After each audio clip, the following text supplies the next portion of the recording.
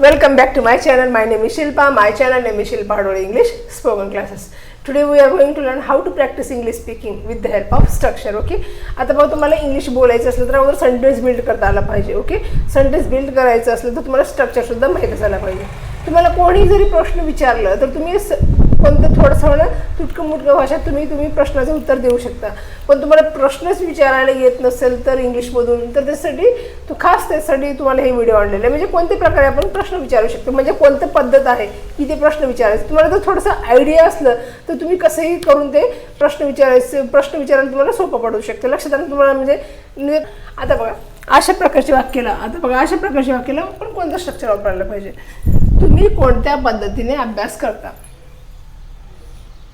म्हणजे आपण कोणाला विचारू शकतो की तुम्ही कोणत्या पद्धतीने अभ्यास करता. म्हणजे तुम्ही वर्गातील विद्यार्थी हुशार असेल तर आपण मित्रमैत्रिणी असेल तर तू कोणत्या पद्धतीने अभ्यास करतेस, म्हणजे असं आपण विचारतो म्हणे त्या प्रकारे. आता नेक्स्ट बघा, तुम्ही इंग्रजीत कोणत्या पद्धतीत शिकलात. तुम्ही इंग्रजी कोणत्या पद्धतीने शिकलात. म्हणजे आमच्या ओळखीचे कोणी इंग्रजी म्हणजे स्पोकन क्लास जर लावलेले असलं समजा त्यांनी पटकन शिकले, म्हणजे थोड्या वेळातच त्यांनी बोलायला सुरुवात केली, तर आपण तिथं का म्हणून विचारतो तुम्ही कोणत्या पद्धतीने इंग्रजी शिकलात. म्हणजे तुम्हाला कशावर जास्त भर दिला किंवा कोणत्या पद्धतीने तुम्ही प्रॅक्टिस केलात. म्हणजे असा सहसा प्रश्न कोणाला विचारू शकतो. तुम्ही हे काम कोणत्या प्रकारे पूर्ण कराल. मी तुम्हाला एक काम दिलं तर तुम्ही हे काम कोणत्या प्रकारे पूर्ण कराल. म्हणजे प्रकारे पद्धत एकच. ओके. तुम्ही त्याला कोणत्या पद्धतीने शिकवलात. तुमच्या मुलाला तुम्ही रोज शिकवत असतात, तुम्ही कोणत्या पद्धतीने शिकवलात. ते खूप म्हणजे हुशार आहे, क्लासमध्ये हुशार आहे असं म्हणजे असं म्हणण्यासारखं. लक्षात आलं ना. म्हणजे तुम्हाला जर हे व्हिडिओ आवडत असेल तर प्लीज लाईक शेअर सबस्क्राईब आणि कमेंट करायला विसरू नका. बघा अशा प्रकारच्या वाक्याला कोणतं स्ट्रक्चर वापरायला पाहिजे. इन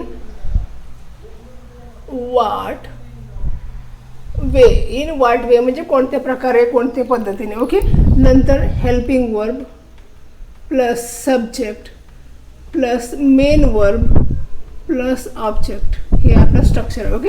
आता बघा तुम्ही कोणत्या पद्धतीने अभ्यास करता, म्हणजे प्रेझेंटमध्ये टेन्स. अगोदर तुम्हाला प्रेझेंट पास्ट आणि फ्युचर माहीत असायला पाहिजे. प्रेझेंटमध्ये आपण डू पासून स्टार्ट करतो हेल्पिंग वर्ब, पास्टमध्ये डीड आणि फ्युचरमध्ये विल पासून चालू करत असतो. लक्षात आलं ना. आणि सिंग्युलर असले की डस पासून, कंटिन्यू असले की इज एम आर वाज, पास्टमध्ये असले की वाज आणि फ्युचरमध्ये असले की विल. ओके. लक्षात आलं ना.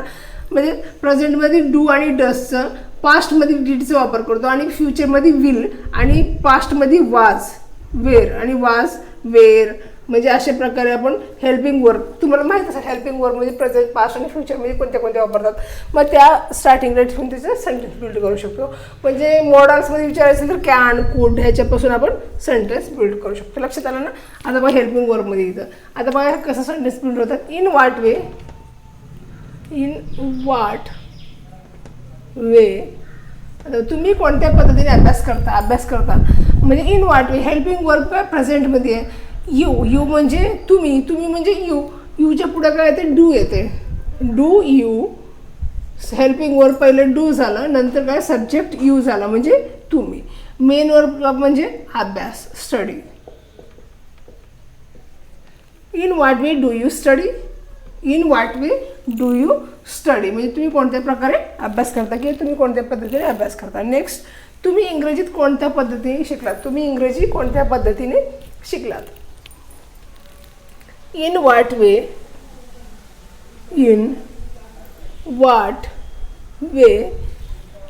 आता काय तुम्ही इंग्रजी शिकलात म्हणजे झालेली क्रिया म्हणजे डीड लावायचं. डीड सब्जेक्ट कोण आहे तुम्ही. डिड यू मेन वर्ब म्हणजे लर्न म्हणजे शिकणे. डिड यू लर्न काय इंग्लिश. लक्षात आलं ना सेंटेन्स कसे बिल्ड होत चालत. म्हणजे पहिले in what way as it is, नंतर हेल्पिंग वर्बच्या नंतर सब्जेक्टच्या नंतर मेन वर्बच्या नंतर उरलेलं काय ऑब्जेक्ट असतं ते. लक्षात आलं ना. आता बघा in what way did you learn English. तुम्ही हे काम कोणत्या प्रकारे पूर्ण कराल. म्हणजे कराल मीन्स फ्युचरचं आहे. इन व्हॉट वे आता फ्युचरचं असल्यामुळे हेल्पिंग वर्ब काय तो विल.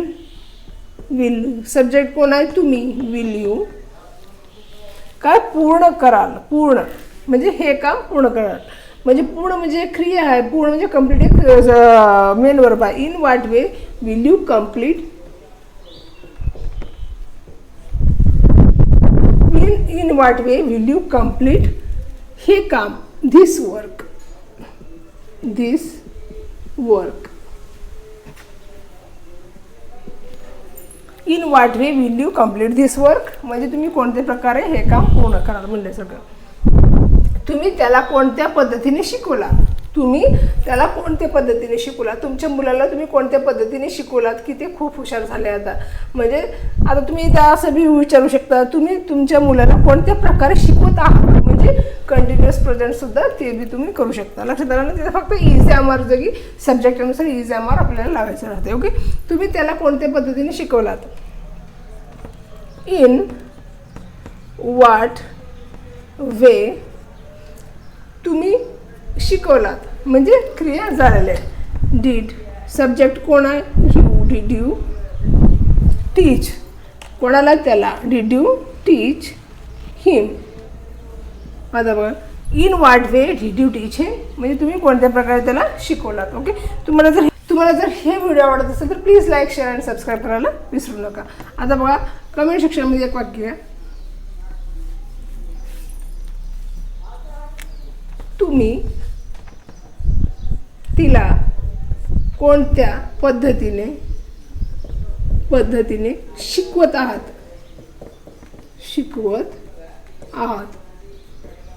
म्हणजे क्रिया चालू आहे आणि सध्या तुम्ही आता कोणत्या पद्धतीने तिला शिकवत आहात, म्हणजे असं पण काही शिकवत आहात म्हणजे क्रिया चालू आहे, प्रेझेंट कंटिन्युअस चालू आहे. म्हणजे यूच्या सोबत कोणते हेल्पिंग वर्ब लागते ती इथं अगोदर ठेवायचं, इज एम-आर मध्ये काय लागतं ते, नंतर in what way helping verb, main verb आणि ऑब्जेक्ट. ओके, लक्षात आलं ना. तुम्हाला जर हे व्हिडिओ आवडत असेल तर प्लीज लाईक, शेअर, सबस्क्राईब आणि कमेंट करायला विसरू नका. धन्यवाद.